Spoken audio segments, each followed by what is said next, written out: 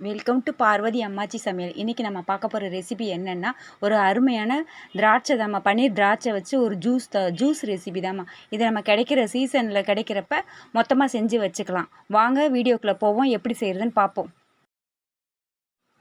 முதல்ல ஒரு பாத்திரத்தில் ஒரு 500 ml தண்ணி ஊற்றிக்கோங்க. நான் எடுத்துருக்கிற திராட்சை பன்னீர் திராட்சை அரை கிலோவுக்கு 500 கிராம் தண்ணி ஊற்றுங்க. 500 ml தண்ணி ஊற்றிட்டு அதில் நல்லா முதல்ல மஞ்சப்பொடி போட்டு அந்த திராட்சையை நல்லா கழுவிடுங்க. ஏன்னா அதில் மருந்தெல்லாம் போட்டு அடிச்சிருப்பாங்க, அதனால் வேண்டாம். நல்லா கழுவிடுங்க. மஞ்சப்பொடி போட்டு நல்லா கழுவிட்டு அதில் போட்டுருங்க. அரை கிலோ திராட்சைமா நான் எடுத்துருக்கிறது, கருப்பு திராட்சை. நீங்கள் இது சீடு உள்ளது, நீங்கள் சீடு இல்லாமல் கிடச்சிச்சின்னா கூட அதை கூட யூஸ் பண்ணிக்கலாம். இது சம்மருக்கு ஏற்றதுமா. மிக்சியில் அரைச்ச உடனே நம்ம புழிஞ்சு கொடுத்தோம்னா சில பேருக்கு ஒத்துக்கிறாது, சளி பிடிச்சிக்கும். இப்படி செஞ்சு நம்ம ஃப்ரிட்ஜில் ஸ்டோர் பண்ணி வச்சுக்கிட்டோம்னா நமக்கு எப்போ தேவையோ அப்போ எடுத்து கூட நம்ம குடிச்சிக்கலாம். ஒரு துண்டு இஞ்சி போட்டுக்கோங்க, ஒரு 4 ஏலக்காய், ஒரு அரை கப் சர்க்கரை. ஏன்னா இது நல்லா இனிக்கிற பழமா, அதனால் அரை கப் சர்க்கரை. தேவைன்னா பழையபடிக்கும் போட்டுக்கலாம். அரை கப் போதும் இதுக்கு. அரை கிலோ பழத்துக்கு அரை கப் சர்க்கரை போட்டுக்கோங்க. போட்டு நல்லா ஒரு 10 நிமிஷம் கொதிக்க விட்டு வேகணும்.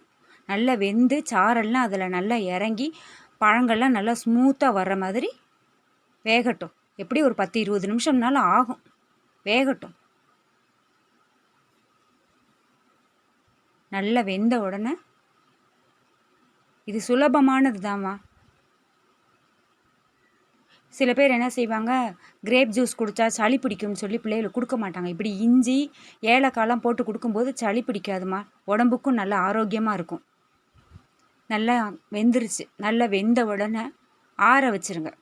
10-15 நிமிஷம் நல்லா வெந்த உடனே ஆற வச்சுட்டு அதை நல்லா மிக்சி ஜாரில் போட்டு அரைச்சி வச்சுக்கணும். அரைச்சி நல்லா வடிகட்டி பிழிஞ்சு எடுத்து வச்சுக்கோங்க. அதில் அதிகமாக கசடெல்லாம் போகாதுமா உங்களுக்கு. ஏன்னா அது நல்லா வெந்ததுனால சக்கையெல்லாம் கம்மியாக தான் வரும் உங்களுக்கு. நல்லா பிழிஞ்சிருங்க. பிழிஞ்சிட்டு வடிகட்டி ஜூஸை எடுத்து ஒரு டப்பாவில் போட்டு எடுத்து தூக்கி ஃப்ரிட்ஜில் வச்சுக்கோங்க. ஒரு பாட்டிலில் கூட பதப்படுத்தி வச்சுக்கலாம். கண்டெய்னர் வச்சுருப்பீங்கல்ல, அதில் போட்டு பதப்படுத்தி வச்சுக்கோங்க. இதாம்மா கிரேப் ஜூஸு. இது நம்ம எப்போ தேவையோ அதை நம்ம யூஸ் பண்ணிக்கலாம். ஒரு டம்ளரில் ஐஸ் க்யூப் ஃபஸ்ட்டு போடுங்க. எடுத்து ஒரு மாதம் வரைக்கும் கூட கெடாதுமா இப்படி செஞ்சு வச்சுக்கிட்டோம்னா. ஒரு டம்ளரில் ஃபஸ்ட்டு ஐஸ் க்யூப் போட்டுக்கோங்க. போட்டுட்டு லெமன் ஒரு பழத்தை பிழிஞ்சு அதை ஜூஸை ஊற்றிக்கோங்க. நமக்கு தேவைக்கேற்ப ஐஸ் க்யூப் போட்டுக்கோங்க. இது விருந்தாளி யார் வந்துட்டாலும் நம்ம போய் வெளியில் போய் வாங்கி கொடுக்கணும்னு அவசியம் கிடையாது. நம்ம வீட்டில் செஞ்சு வச்சுக்கிட்டோம்னா, இப்போ சம்மர் நேரம், வெயில் அதிக அளவு கொளுத்துது, தண்ணியே குடிச்சிட்ருக்கிறதுக்கு இப்படி செஞ்சு வச்சு குடிச்சிக்கலாம். ரொம்ப நல்லா இருக்குமா. தேவையான அளவு எலுமிச்சம்பழத்தை போட்டுட்டு சர்க்கரை, பவுடர் பண்ண சர்க்கரை. ஏன்னா ஜூஸ் கொஞ்சம் தானே நம்ம ஊற்ற போகிறோம், அதனால் பவுடர் பண்ண சுகர். பவுடர் பண்ணாத சுகர் போடாதீங்கம்மா, கரையாது. அதனால் பவுடர் பண்ண சுகர் தேவைக்கேற்ற மாதிரி போட்டுட்டு இந்த திராட்சை ஜூஸும் தேவையான அளவு ஊற்றிக்கோங்க. ஏன்னா இது கெட்டியாக தான் இருக்கும், அதனால் கொலன்னு இருக்கிறதுனால கொஞ்சமாக ஊற்றிட்டு தண்ணி ஊற்றிட்டு பரிமாற வேண்டியதாம்மா.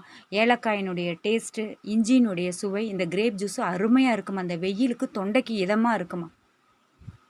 நீங்கள் குடிச்சு பாருங்கள். குடிச்சு பார்த்தீங்கன்னா செஞ்சு வச்சுக்குவீங்க. இந்த ஜூஸ் குடித்தவங்க வேறு எந்த ஜூஸுமே குடிக்க மாட்டீங்க.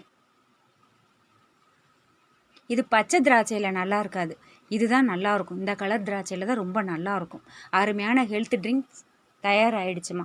இந்த வீடியோ உங்களுக்கு பிடிச்சிருக்குன்னா லைக் பண்ணுங்கள், ஷேர் பண்ணுங்கள், சப்ஸ்கிரைப் பண்ணுங்கள். பக்கத்தில் இருக்கிற பெல் ஐக்கானை கிளிக் பண்ணுங்கள்.